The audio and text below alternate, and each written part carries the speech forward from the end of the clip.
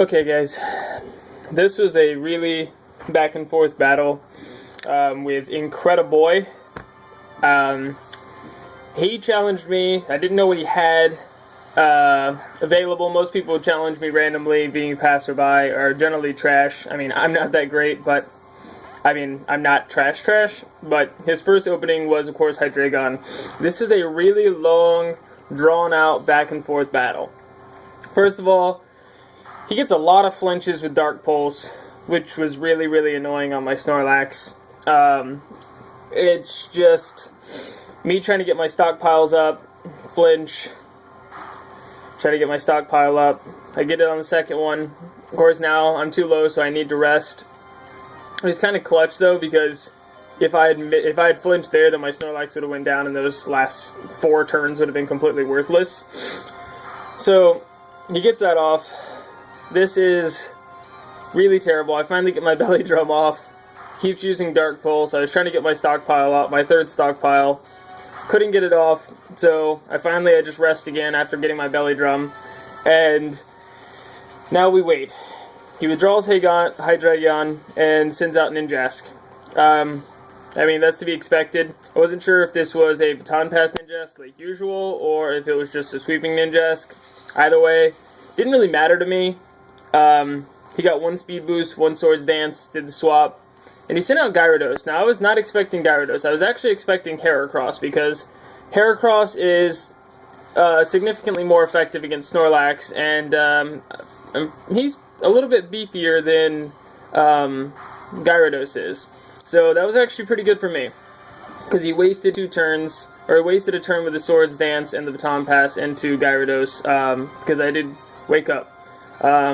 I go for the Crunch on the Ninjask, but he has Dig. Second person today with Dig on a Pokemon, but it does give him a Speed Boost, which is nice, but I'd rather run Protect Speed Boost Ninjask than Dig Speed Boost Ninjask.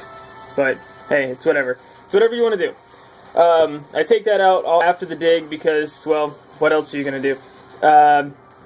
He does get the flinch on the next Dark Pulse. Again, really annoying. I finally get my third stockpile off. At this point, Snorlax has done work, so I'm happy with that Snorlax is done. So if he ends up going down, that's perfectly fine by me. But he doesn't go down for a little bit longer. I'm actually going to get another rest off.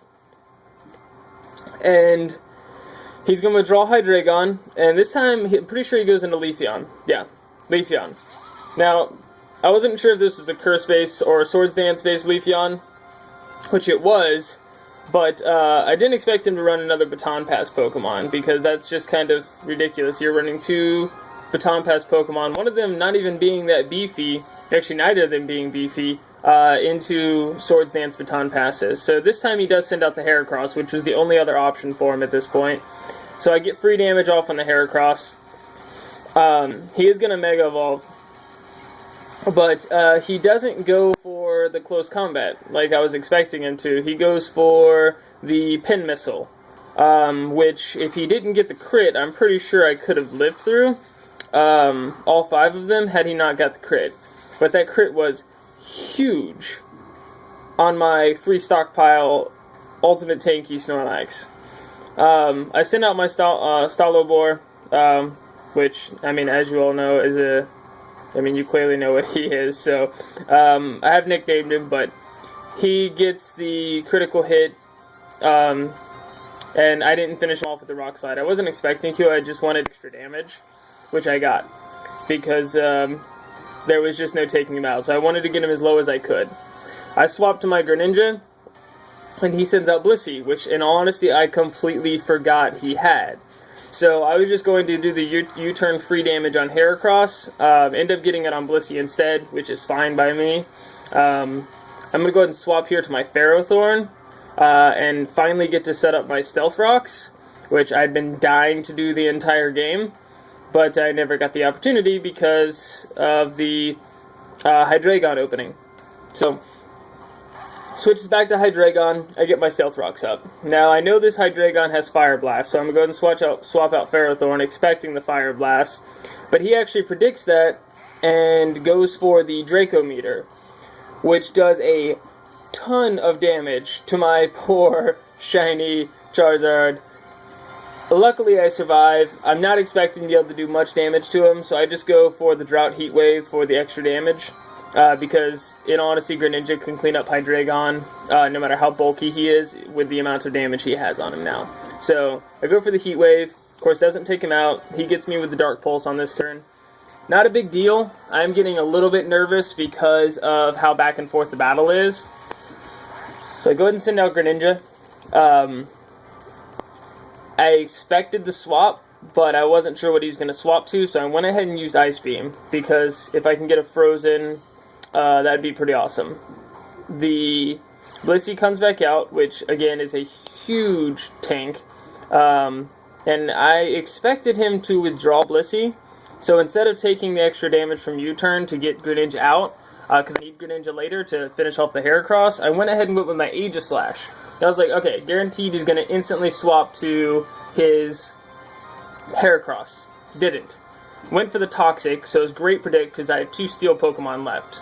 Aegislash and Ferrothorn. So no matter what he would have done, me swapping out, I negated 1 turn. I went ahead and got my Automatize off, and then started using my Swords Dance. Now, of course, as all Blissies, he had counter available.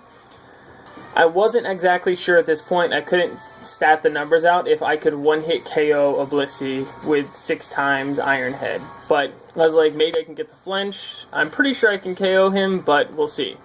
And it turns out it was no problem KO for times 6 Aegislash with double his own speed. So at this point, with double speed, there's literally nothing that can outpace my Aegislash. So from this point on, it's GG. Just Iron Head out the Hydreigon, and then I finish off the Leafeon via Stealth Rocks. So I didn't even have to do anything there. And his final Pokemon, of course, that comes out is his Mega Evolved Heracross, which was a simple Iron Head. After the Stealth Rocks took the damage, and it's GG. But it was a really good back and forth battle by Incrediboy. One of my absolute favorite battles I've been in a while. So hope you guys enjoyed it, and have a good one.